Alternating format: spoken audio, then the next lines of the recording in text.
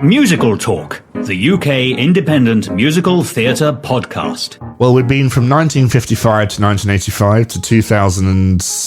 what years Back to the Future 2 set in? Isn't it 30 years after the original Probably. one? And now we're off to the Wild West to go... Oh, I see. Great Scott! Yes, Great Scott. Ironically, a show we're not going to talk about this week, because we'll talk about new shows that we've seen in 2023.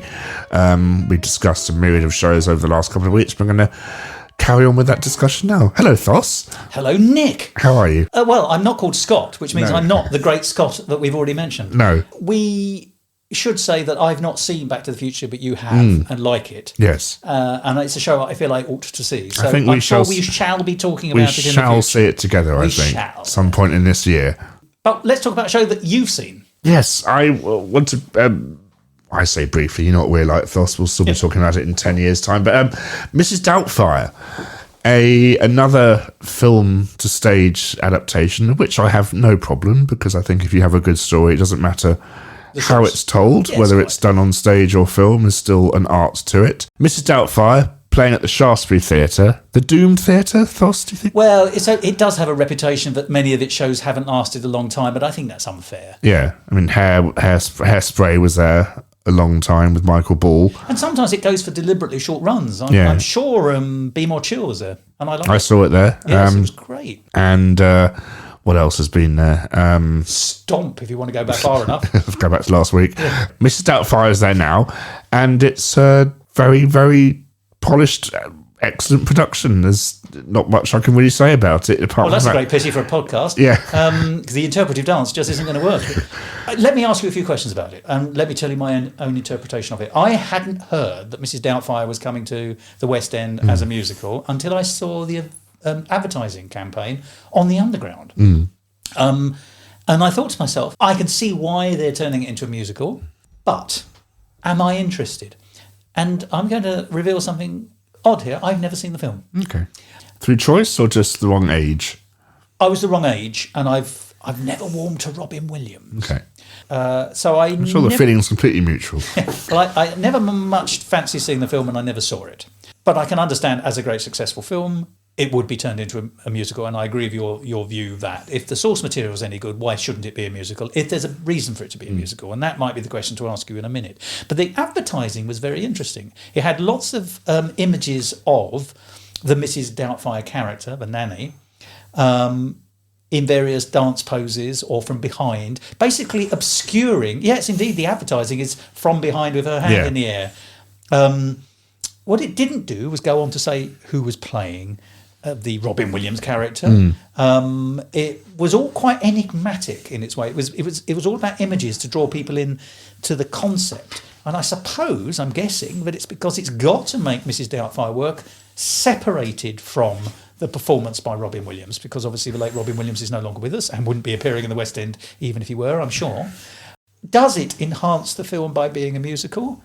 And does the person who plays the Mrs Doubtfire character, Daniel Hillard, yes. Oh, well, how far do they choose to play the performance as a replica or an homage to Robin Williams, or do they take it in a different direction? Do you know the story of Mrs Doubtfire? Yes, isn't it a man who wants to spend time with his children after a divorce, and therefore but they're estranged he's estranged from his ex-wife, so he has to pretend to be a nanny, and comes up with possibly the coddest Scottish accent. It works as a musical in some ways, and in some ways it does that very American thing of having way too many ballads. Oh, again, really? Yeah. A ballad salad again. A ballad salad, which is a shame. But they have to add a kind of, because the film is mostly a comic thing, but there's the kind of older teenage girl, so she has to have lots of kind of angsty, ballady moments, and then the wife has to join in.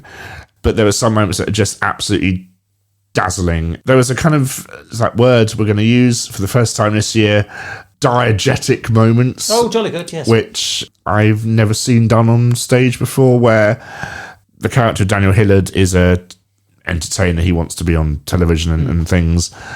He starts the show announcement, ladies and gentlemen, welcome to the Shaftesbury Theatre and tonight's production of Mrs Doubtfire, and as the house lights go down, and then you hear a voice off the microphone, That's good. We're done now.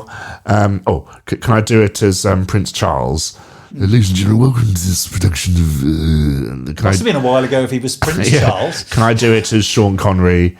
So we then see him in the booth recording these announcements. That's a really clever... Yeah.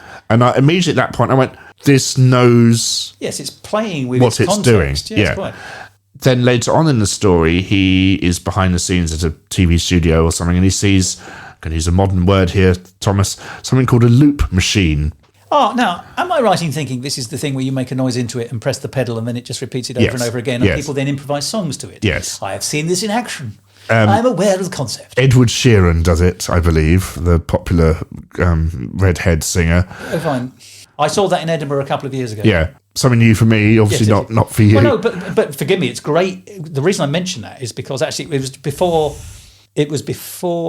COVID, so it was more like 5 years ago. You see. But the reason I mention it is because it's a great way of an individual on a stage being able to create a soundscape beyond, you call it a cappella, but actually you can use it for sound, but you can use it for noise too, or music. Yeah. So actually it's a really great way of creating an atmosphere musically very, very quickly, or a soundscape, which is ideal and cheaply. And, in Edinburgh, that's what the name of the game is. It's interesting. It's now on the West End. And he was beatboxing and things, and it's one of those moments where it's all about the performer. Yeah. And that was... So you're being lovely. shown that the actor who is the actual actor is playing a performer actor in the piece who is incredibly versatile, which will then allow them to play this new character, Mrs Doubtfire, presumably successfully. Yes. Yeah. So it all adds up contextually. Yeah. And he does mimic the Robin Williams... performance / not so much in the father role, but in the Mrs Doubtfire. What people know, yes. Oh, we do get this. We are Scottish, it's that kind of. But that's what everyone expects. The reason the marketing is hiding her face is because it leads up to such a big reveal that is the first time we see the character as Mrs Doubtfire. So they've been quite clever, and I've never really noticed it or thought of it, but it is hidden. Because it is all about that reveal when she turns. It's a coup de théâtre, as it were, in the theatre, which they want to keep for the theatre. Yeah. That's very interesting. That works. And they do some clever moments with the songs. There's a kind of fun disco number where they create the character of Mrs Doubtfire. Oh, fun. It just does stuff with the art form, which makes it work as a musical. It sounds playful and meta, which don't often go together. Sometimes meta is too impressed by itself. Cleverness can sometimes be quite aloof-making. And there are some tender moments, but the film has a beautiful ending where Mrs Doubtfire eventually has her own TV show, and she gets a letter from a kid, and she reads it out as the character. My mum and daddy aren't together again. Does that mean they hate me? Yes, and then it just blacks out. Well, and she says it doesn't mean they hate you. It just means lots of people have two mummies or two daddies, or they live with an aunt and a gran and whatever. It's incredibly touching. And then the film, and they did that on stage. I thought that's really nice. I hope it ends here. But I'm guessing it didn't. And it didn't. We had to have a happy clappy, we're all friends now, we love each other moment. And it was such a shame. And I think... So there's no lessons learned because it sorted itself out. Yeah, and I think that's... I feel horrible saying this, but I feel I'm right. If it were a British director doing it, it would have just ended there. It's slightly bittersweet. But rather than sweet. Yeah. Apparently, on Broadway, it did end there once. But obviously somewhere along the line they decided to put a bit more of a... I assumed what you were going to say was that the letter was ultimately revealed to be the letter from one of the estranged children. No, blah, that's blah, blah, a bit too clever, I think. But really? It's just the fact that it could have ended just there. And still been fine. Yeah. Yes. I want to mention another show that I saw this year that did have a beautiful ending, and that is the musical of Groundhog Day, which was last seen at the Old Vic a couple of years ago. Tim Minchin, musical lyrics, directed by Matthew Warchus. One of the greatest examples of how to adapt a film to the stage. And we do see a lot of that. And again, going to what I was saying earlier, it can be done, and Groundhog Day is the correct example of how to do it, because mostly Matthew Warchus is such an incredible director. I do hope that you're going to, for the benefit of our listeners, take that section out about Groundhog Day and then just repeat it 4 times. 400 times. Yeah, well, are you a fan of the film? Once again, you keep catching me out on films I've not seen. Yes. Or stage shows you haven't seen? Does that mean you... Well, I've not seen Groundhog Day, either on stage or the film. Once again, I know the conceit. It's a man trapped in a chronic hysteresis. I can't say it. It's a man trapped in a time loop, essentially, almost, isn't it? Forced to relive their life over and over. Which, again, is another wonderful idea for, chronic hysteresis is what I was trying to say, which is a Doctor Who reference. Going back to talking about Time Traveller's Wife and, Back to the Future, Time Travel is a great idea for you don't have to tell me. No. Or time standing still, I guess. Again, like Time Traveller's Wife, it's never explained as to why it happens. It just does. Yes, as the plot would have it. But that was a wonderful show. Where did you see that? That was at the Old Vic. So it's an Old Vic production, and I believe it's going to Australia next, and then it will... The other Victoria. Yeah, hopefully tour the UK, because it played at the Old Vic a couple of years ago, had a very complicated quadruple revolve that kept going wrong, so they've now... Simplified it. They've simplified it, and it works a lot better. Obviously, the revolve having its own... Groundhog Day moment. Yeah. A show which was very well received in London in the summer, as I remember it, and turned out to be one of the last shows that the late Hayden Gwynne was in, was The Great British Bake Off. And I went to see that. The musical, not the TV show. Yes, but yes, obviously, you were talking about source material. If a source material is good enough, then why shouldn't it be made into a musical? But then the question is that what extra can you bring to it as a musical? That's a terribly good question for The Great British Bake Off. Now, it's interesting because the Great British Bake Off is now a television institution in this country and has been running for thousands of years. And around the world. Yes, exactly. I think Mary Berry was about 10 when she started it. I know she's not in it anymore. I have caught up with that. But it's not a programme I've watched particularly. I've seen 2 or 3 episodes. It's quite jolly, but it's not quite my bag. But you can see and tell that it has cultural resonance because there have already been at least 2 Bake Off style The Musical things at the Edinburgh Festival Fringe. I've seen at least one of them, and I know there's been another. They've all got variants on the name for copyright busting purposes, so Bake Off the Musical or the Great British Baking Musical or all that kind of stuff. I don't know if that's what they were called, but that's in the region. Bakesicle, yes. Well, but that tells you you've got somewhere. Now, it's a very fringy thing to take the concept of a show, a television programme, shall we say, and then sort of musicalise the format. Look at Jerry Springer and the Opera, that started... Well, if you like, yes, although that's obviously so absurd. Mark, I suppose you always have to take these things farther away, at least one step and probably several steps away from the source material. But it still started at Edinburgh, that was my... Oh, I see. Yeah. Yes, you do make a good point there. But here's an interesting thing. It's not a narrative. It's a format. Now, within that format, every week, something slightly different happens. That's the nature of the format. You know the format. You want to see the incident within the format. That's what makes a television program interesting. As someone who does watch the show, you do... It's a dream, I can see it. You do get attached to the character, I mean, the contestants. During that series? Yeah. Yes, and you like one and you don't like the other, and you think, what happens backstage? And I didn't get to see the music behind the flaps. Yeah. I didn't get to see the musical, sadly, but I have often thought, could this be a musical? So there's obviously something there. Clearly, and I think you've hit the nail on the head. But actually, it's much about the people more than the format. The Edinburgh shows, as far as I can recall, and certainly from the one I saw, was very much, let's use the format to meet these imaginary characters who are in this, and so you can bounce off them and their relationships and their revelations. This is a West End show, however, by the incredibly talented team of Jake Brunger and Pippa Cleary, who were responsible for The Secret Diary of Adrian Mole, the musical, which I thought was terribly good. And, of course, going back yonks ago to great successes in Edinburgh, Jet Set Go for a start, and the Great British Soap Opera musical. So It's... They just need to do the Great British Bake Off soap opera and they'll be fine. Well, the word great has been appended to a great many things over the years, but not least the nation we live in, although that, of course, represents the size of a landmass. I'm sure you know. The Great British Bake Off musical in the West End had a pretty stellar cast, as I say. You know, Hayden Gwynn she was the Prue Leith character, the elderly lady... Judge. Lady Judge, who's also very vibrant, and there's a Paul Hollywood character. They're not known as Prue and Paul, but they're avatars, and pretty close avatars. Brilliantly done, as it happens. But the thing that was most surprising to me about the Great British Bake Off musical in the West End was how little it relied on the format. And that was a surprise, because the format is an elimination process.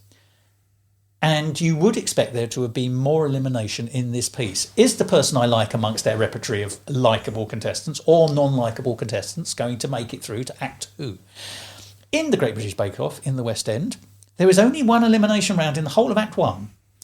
And the character who's disposed of is the character who's been lined up to be disposed of, almost, if you like. So they just get rid of some detritus. And then that character plays a comic character who keeps trying to wheedle his way back into the show under different guises in Act 2. It's a fairly interesting comic thing, but it doesn't give you any tension from the elimination round, which you could actually get. You know, that's an easy way of getting some tension into the piece, because it's hard to see where the emotional and narrative beats of a piece based on a format would be. You know, it's a great idea for a fringe show.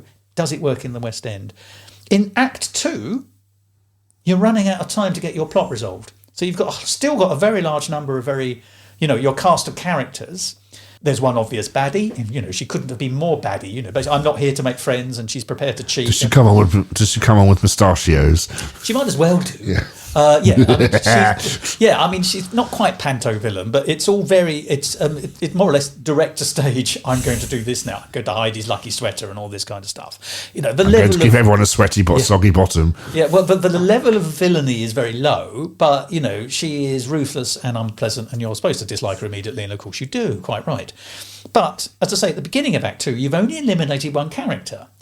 But if you're going to boil it down to the ultimate relationship, which is that there's a woman who's only got onto the show at the last minute because someone else dropped out before the series started, so she's there, you know, a little bit under a cloud. She strikes up a relationship with another male contestant who's recently been widowed, and we discover that at the end of Act 1, who's got a daughter. I don't know what the mechanisms are at this fictional place where this fictional version of Bake Off is, but the child spends a lot of time hanging around in the studio with free reign around. You know, there's no one holding this child back, so the child's are sort of, you know, adorable. Does it do that thing? Forgive me for interrupting, but where you are treated by, how do I put this? By going to see this musical, they presume you know Bake Off. Indeed. And I know it, but I'm not a fan. So to me, I went partly to see what it was like for someone who just knows of it casually, conceptually, and culturally, rather than avidly. So that's a really good question. It works because I understand the concept of the format. And the moment you've got the format, and everyone in the country knows the format, you can get the piece. But taking us back to that, you've got to Act 1, you've got this couple are clearly going to become a couple, and indeed do become a couple. So they're moving inexorably together. There's a tiny bit of jeopardy when the woman who was insecure because she was a sort of substitute, who turns out to be brilliant at cooking and beating everyone else into a cocktail, has a very, really out of character moment of nerves and flees. And then the entire cast travel back to her hometown and meet her, including the villain. They basically says, "I'm reformed." I mean, it's as simple, you know, it's a little bit point to point, and not necessarily the emotional journeys of the characters don't quite ring true. And we'll talk about why that might be in a minute. The elimination element in Act 2 is you've got to get rid of most of the extra characters now, because you're boiling it down to the love couple, the young hero and the villain, and everyone else is extraneous. And so they suddenly do this sort of montage of expulsions in about 10 minutes. So you've had one in Act 1, and then within about 10-20 minutes of Act 2, you've pretty much eliminated the rest of the cast. It's like an Agatha Christie novel, but on speed. Then the plot works its way through. And you will have noticed, as I'm describing this plot, I'm not mentioning the Prue Leith character or the Paul Hollywood character, because what they seem to do, they're not really connected to the plot. They come in every now and then at the end of a round, make a judgment on it, show that they are the caricatures of the people they're being. You know, here's Paul dressed as a motorbikist. Here's Prue Leith using her catchphrases. And ultimately, it was like a slightly overdone cake. It was a bit saccharine. There wasn't really an edge. Everyone was terribly likeable. The observational comedy and or satire about our two hosts, two big character names, you know, in real life, was all very, very affectionate. There was no edge, there was no point at all. Well, why should there be? There needn't necessarily be some. But actually it was so positive as to be, in the end, you were just supposed to be impressed by the impressions, because that's all you were getting. You were getting caricatures and impressions of famous people done very well, but you didn't learn anything. It didn't really say anything. It didn't poke much fun. You know, I thought it could have allowed itself a little bit more fun at the expense of the people who are known, particularly as they've got senses of humour. You know, I'm sure Prue Leith wouldn't mind a little bit of jibing. Do you therefore think the show is to do a musical of it is impossible? I mean, well, that's a really good question. I'll tell you what I think has happened. It feels a little bit authorised, by which I mean it is the official musical. And being the official musical, it can't go too far wrong. And it just feels to me that the decisions have been made have just been a little bit too conservative at every point. I tell you what I would have done with it if I was working within constraints where they wanted nobody to come away with any negativity whatsoever. I would have at least then built up the comedy in a Harry Hill style. So it was a lovely moment. I think it's Act 2 where everyone's baking a ridiculous cake. And everyone fails except for the young woman who's insecure but turns out to be brilliant, whose cake is big. And it's, you know, she's built a cake that's maybe 1.5 meters high tall, and all the rest are sort of bubbling away on the table or underneath or have melted. I think what I would do is the Harry Hill moment, whereas I would have had to reveal that all their cakes have failed and then her cake is 20 feet tall. It has been lowered in from the flies. You know, that would be with fireworks on the side. Yeah. So ridiculously over the top. If you'd gone for that level of nonsense, you could have made that narrative work. In my view, I don't think the narrative did enough, and I didn't buy it. You know, it's nonsense, but it wasn't quite silly enough to make you think this is silly and therefore I'm buying the fact this doesn't make sense. It was just on the wrong side of silly, to be not silly enough so you think, oh, I'm expected to take this seriously, and the plots didn't. There was no emotional development that worked accurately because it felt like no one wanted to offend the lovely middle-class audience that was there. I speak as a member of a middle-class audience. I am a middle-class person. I can't help it. It's been a very long time that I, in my early 50s, have been to an audience, even in the very conservative small C and big C, I suppose, West End, where I have been in Chichester really, as well. So indeed. Yeah. But the audience, I would say, in London's West End were 60 plus to 90 plus. Was it a matinee? No. No. It was an even performance. That's interesting. So it's beautifully performed. You know, I've got no criticism of that. I really like the score for the most part by Brunker and Cleary. You know, they write very good songs which are very palatable on the ear, but I'm not sure quite what they were serving, because I use serving in the sense of serving the narrative, not serving a cake. I feel I've been a little bit negative, and I don't mean to be negative. I was just a bit surprised that the narrative was orthodox in the sense of clean, pure, unoffensive, to the point where it could have allowed itself just to be a little bit more cheeky. It could have been cheeky. But do you think a room full of 80-year-olds would want cheeky, or would they want? I think a room full of British 80-year-olds will want cheeky. I think we love nothing more. The people we genuinely have affection for in this country, both individually on a one-to-one basis and collectively as national treasures. You want them to be cheeky, and you want people to be cheeky about them, not nasty, cheeky. And the thing you is want to make fun of them in a way that they know that they're joining in with. As a fan of Bake Off, it's always been a cheeky show. Yeah, exactly. It's full of soggy bottoms, and it's full of mild innuendo. That's a big one, exactly, and all that kind of stuff. So it's a shame it didn't quite manifest the joy of the television programme into the stage. And I think that is possibly this comes back to the very earliest point, and then we can move on, I think, which is that how do you make a narrative work when you've not got a narrative? When you've not got a narrative, what you've got is a format. And the best you can do is the soap opera of the interrelationships of the people who are in it. And it is very dangerous. No, that's not the right word. it's very easy to fall into soap opera.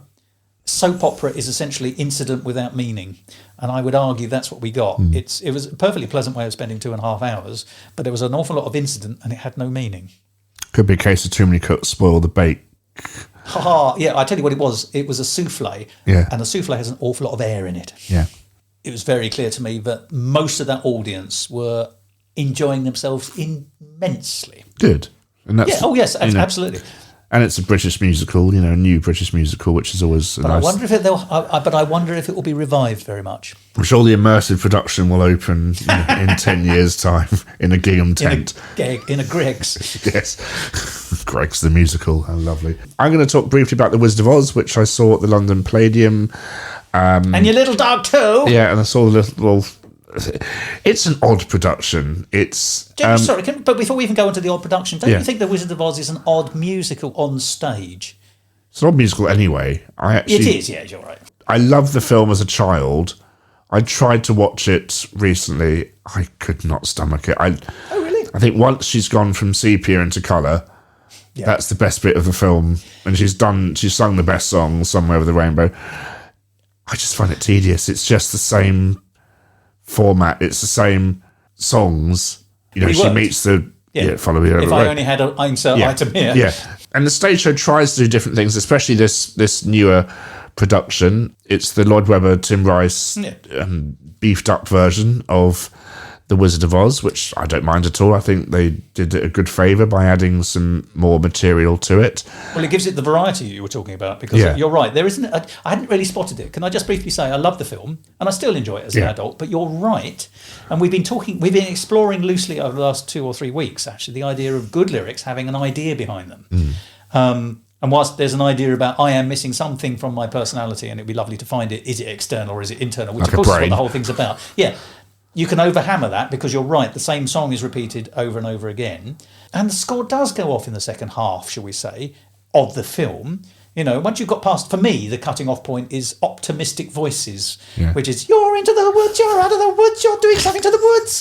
Thank you, Mr. Sondheim. Actually, after that, what are the songs? Not that many in the film. It really peters out as a musical in that sense. It's also got a fabulous musical score, by which I mean the incidental music, much of which I can bring to mind immediately. So that's great. But you make a very good point. It's a weird musical in film, but it can get away with it because it's cinematic. On stage, it has to find a much more formulaic... It needs a much more traditional style route from A to B with songs and music all the way through. And I can see exactly, as you say, why Lloyd Webber has popped them in to make that work. And of course, with a show sells itself on its name. But I suppose the question is, what is it you find so strange about it on stage? It's not what you expect from the iconic moments from this film. They take everything away and give you something completely different. So this is so for example, in the same way that if you ever go and see My Fair Lady these days, it's almost exactly a replication of the film as far as they can get it on stage. And very rarely do you see something slightly different. I've said before, the best bit when I saw it in Drury Lane years ago was when they did I Getting Married in the Morning in a pub rather than in the street, because it's the first time it felt different from the film. So what they've done is they've been brave enough to make it different from the film. So does that work or does that not work? It works. Brilliant. Because it's like, this is you, okay. Reimagined. So, for example, Oz is Times Square. Oh, is it? And there's full of posters everywhere of rather wonderful puns. My favourite ever detail being they're advertising Broadway shows and things. So you have Emerald instead of Frozen. Oh, I see. Fine. And the best one, I think I said when I reviewed it chatted about it with Robert in a previous episode of Musical Talk, which you can listen to, was not Hamilton, an American musical, but Margaret Hamilton, an American musical. Oh, that's fab. Yes. So there's things like that surely The Lion King would also be a... Yes, it was... it didn't say The Lion King, but it had like Bert La King or something like that. Yeah. Each different character they meet is a different part of Americana. So it's almost like they're going down Route 66 to kind of find... That's the Yellow Brick Road, essentially, is it? Yes. So you have kind of like a desert thing. So it's made an American fable. Yeah. That's quite really using its American roots. The new songs I enjoy. There's a beautiful song that Michael Crawford originally sung when it was played in the first time round, called "The Wonders of the Universe," I think, which is lovely. Has some very good. It's a series with Brian Cox, isn't it? Has some good Tim Ricean lyrics. Act 1 ends with a song sung by the wizard off stage, which is a bit awkward because it's just his voice booming around the theatre. But that's when he's still the famous Oz, isn't he? Yeah. He's the great Oz. So in a way, that's godlike. So that sort of works. And it's like, "Bring me the broomstick of the Witch of the West," and obviously sung far better than I could do it. You get the Red Shoes Blues, which I always Great title. Which I always say isn't a blues song, which is a real shame. Yeah, but that's not the point, is no. it? No. Sung by it gives the Wicked Witch of the West a big number. And it was just nice to see it again. It's a fun, ridiculous show, and it kind of knows it's ridiculous with its completely radical take on it. So for the better, clearly. Yeah. But you've seen the stage version as the traditional stage version, shall we say. And you've now seen what might be called the radical reworking of it. Which is the better?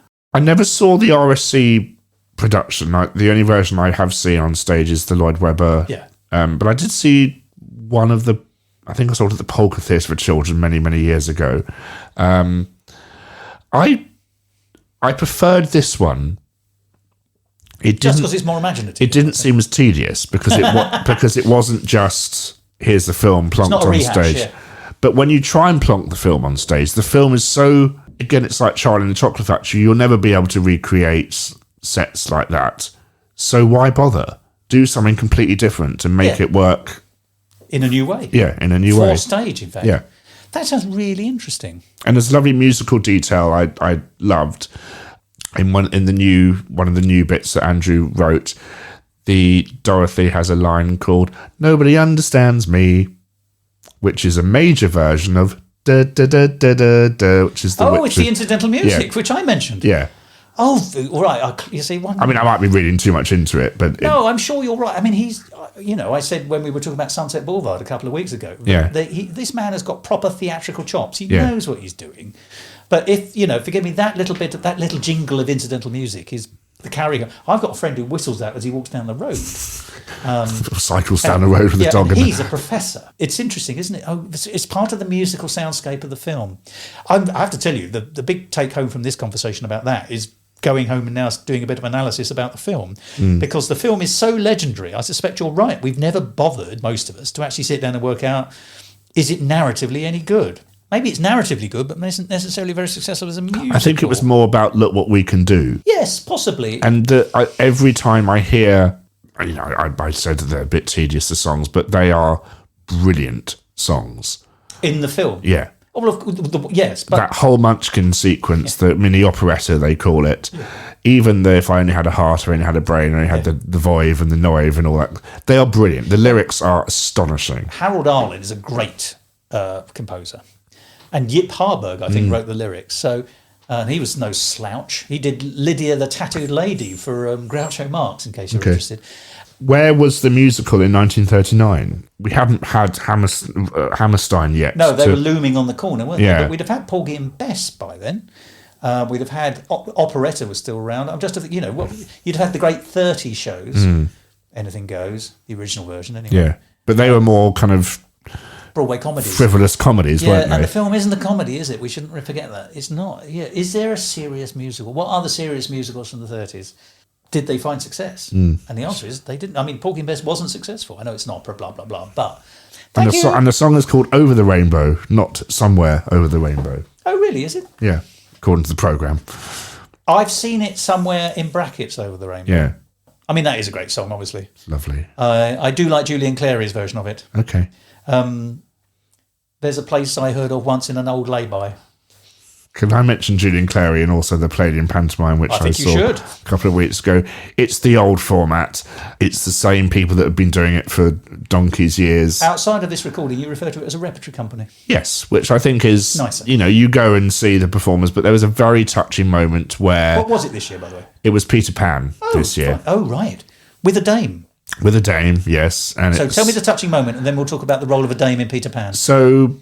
when they did Snow White years ago, Paul O'Grady was in it with Julian Clary, and at one point in his production, as the Uglies. Yeah, no, Paul O'Grady was the evil queen. Julian in the production of Peter Pan, it was all going wrong, and Tinkerbell was dying and things, and the crocodile was chasing everyone. And he said, if only Paul O'Grady were here, he'd be able to make everything better again with his magic. And round of applause. Going back to Sunset Boulevard, he then sang As If We Never Said Goodbye.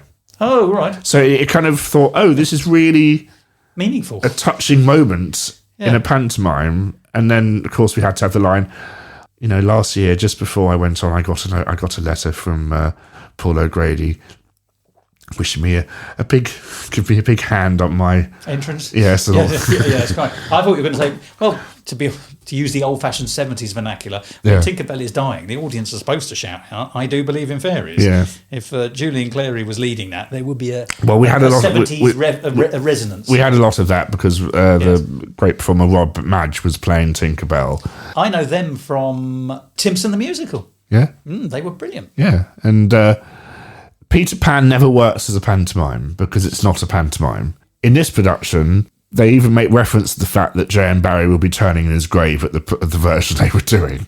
That's true, but he might have enjoyed the royalties. Don't they go to the hospital, though? Do they still go to the hospital? Yeah, I think so. Well, in which case he would appreciate some benefit. And it's ridiculous, it bears no resemblance to Peter Pan at all. No. But it is very expensive. It's the Palladium. Yeah. Of course. Do you think that's right for a pantomime? No, I don't. I also don't think the Palladium is the right place for a pantomime. I think pantomime is supposed to be much more intimate. Much harder to break the fourth wall and get interaction in the Palladium than it would be in, say, the Duke of York's. But it's more money in the Palladium, and it's a family show.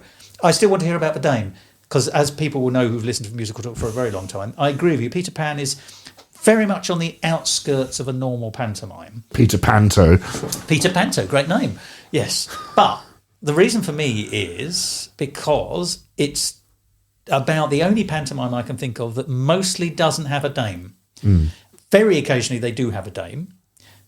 And I think a pantomime without a dame is not really a pantomime. I think you need that dame character. In all the myriad versions and variations you can have of a dame, I still think you need a dame in a pantomime. If I was writing Peter Pan, I would turn Nana the dog so that she flies with them over to Never Never Land and becomes the body of a human, transforms into the dame, if you like, whilst at Never Never Land, which ironically would also be paying tribute to the idea of the transformation scene, so important in pantomime when pantomime really became a thing in the early 19th century after the Harlequinade sort of gave up to become pantomime, if you're talking the history of it. But even ignoring that historical element to it, that's how I would put a dame in. Or you give them an extra nurse. It's completely unnecessary, and then the nurse goes on to become. We had very little of London in this. It opened with straight to Neverland. Opened with them practically just. Nana came on for a second, woof, woof, took its bow and left. We do have Captain Hook's sister, which is the Dame. Oh, she's on the villain side. She's Mrs. Smee, is she, essentially? Well, no, we have Julian Clary playing Mrs. Smee, which is Seaman Smee, as he's called in the programme. Okay. But thankfully never really referenced to as much. You've not pushed that too far. Yeah, Jennifer Saunders played Captain Hook, which was quite fun. Yes. In Act 2, she says, I'm going to come on in my disguise. And she comes on as Eddie from Absolutely Fabulous. Oh, fair enough. Right. And the audience go mad. But therefore it leads into very clever confusion with Wendy Darling. And, they make fun of Peter Pan and Wendy not really doing anything in the pantomime. And Julian Clary. For those of you who don't know, how would you describe Julian Clary? Well, historically, I would say camp comic. Yes. Par excellence. In extremis. Yes. And innuendo beyond belief. So at one point... He likes to tuck them in when he can. At one point, You'll have one coming up in just a minute, I should think. The chap playing Peter Pan walks in front of Julian Clary, and Julian Clary says, "Please, stand back away. Don't block my view. I'm a very famous homosexual." Fair enough. Well, why not these days? I mean, So Peter Pan was a boy and Wendy was a girl. Yeah. And they've done the cross-dressing I like the idea of making Captain Hook be played by a female actor. And I like a Panto Dame. Now, the Panto Dame was Gary Wilmot. And Gary Wilmot was the Charlie Stemper 30 years ago. And where Charlie Stemper will be going in 30 years' time. Now he can do comedy. Gary Wilmot's an amazing... And Gary always writes his own... Every year he has a patter song that he writes. Does he? With perfect rhyming. Now, what is the tune? So he writes for lyrics? Or does he write the whole... he always does it to a classical piece of music. So this year it was the Can Can. Oh, right, okay. And famously he did one where he mentioned... The Peter Pan Can. every tube station in London to the tune of the William Tell overture. Is that where that came from? I saw that in a provincial pantomime 2 or 3 years ago. Yeah. And I thought that was it was an amazing thing I saw, but I wondered if it had been lifted from somewhere. So clearly the Palladium. Ho, ho, ho. How very interesting. And then the next year he did it again because Elizabeth Line had opened. So he had to. Very good. He's excellent, but there is the school of thought that... I think you find it's the school of rock. It's the school of thought that... Are they just phoning it in and doing the same stuff every year? Could we see something a bit more imaginative? Could we break away from Julian Clary and Paul Zerdin and Gary Wilmot and put different people in? But if you go every year... You get the payoff of seeing them again. It becomes the tradition of Nigel Havers coming on and not really doing anything and having a bit of a... Julian Clary being very rude to Nigel Havers and saying, I'll go back to Wiltshire Farm and all that kind of stuff. And it becomes, it's all the festive season and it starts again, if you know what I mean. They become your family in a way as well, because you know them from having seen them. So the Palladium's being very clever by not changing it very much. It's encouraging you to come along to see them, which is historically what used to happen, by the way. Even today in Scotland, to a degree, there are dames who have been dames in that particular venue for 50 years. Well, our own Dominic McChesney's been doing it for about 4 years now at his... his local, as it were. I can sort of see that. That is a long tradition. And you see, the thing about the Palladium is that the Palladium used to do a pantomime for years and years and years and years. And my father used to be dragged to it in the 40s and the 50s when he was a little boy. And that all carried on till, the 70s? And then it stopped doing it. And then we didn't have pantomime in the West End at all for years and years. And now the Palladium's doing it again. And I like the fact he's made a commitment to doing it at Christmas. And therefore... It should be done at Easter, between Christmas and Easter, I believe you once told me. Well, historically it would have been. It would have opened on Boxing Day and carried on at least until March. But let's say... But it's at Christmas now. But I love the fact they're making that commitment to it. It sounds like they're doing it not dissimilarly to the traditions that were in place before it disappeared from West End in the 70s, let's say, which is the repertory company concept, which you don't get so much in many other theatres. And is it just because we've not seen it in London for 50 years that now seems strange? I can't answer the question. It's an interesting point. Do you ring in the changes by having new people, or do you get the traditional by I think it gets the balance right of having the comic, the dame, whatever, Julian Clary. They're all the same. Dandini. And they might have the same romantic couple. In our case, our Wendy was a very Scottish accent with a broad Scottish accent. Okay. And Julian Clary was translating for the audience at some stage. But then you shake things up by having Jennifer Saunders in it. And she wasn't in it last time. Yeah. Dawn French was in it last time. Oh, right. Okay, so fair enough, maybe Joanna Lumley will be in the next one, and then they'll all be in it together in 3 years' time. You have to have cast built in, quite. Or you have Elaine Page, as she did it, or you keep Rob Madge coming, So I think they're treading a fine line of doing it, varying it enough to have a massive name in it, along with all the other familiar clowns that kind of... And they are doing different shows. Yeah. I mean, it's interesting, isn't it? So last year was... It was Jack and the Beanstalk. Oh, fair enough. Last year. You see, because it's interesting. If they've got as far as Peter Pan, then they are now on the outskirts. It'd be interesting to see some of those ones that don't... Mother Goose is quite rare these days. It shouldn't be. It's great, Mother Goose. Dom's doing Mother Goose. Is he Mother Goose? I think the so, Dame? yes. I've heard that described genuinely as the King Lear for pantomime dames, because Mother Goose is on stage pretty much all the time.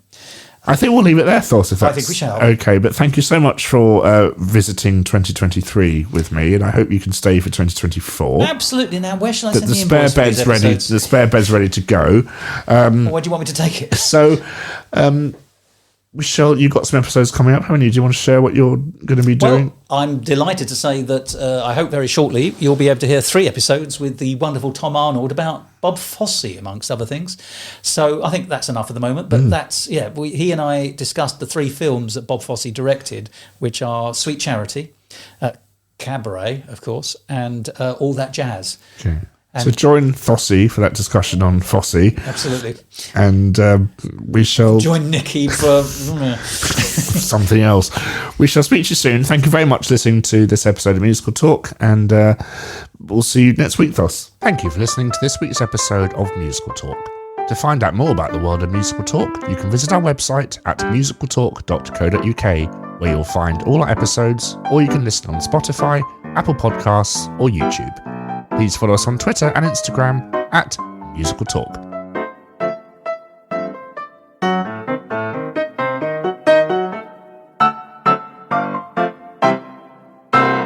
And relax.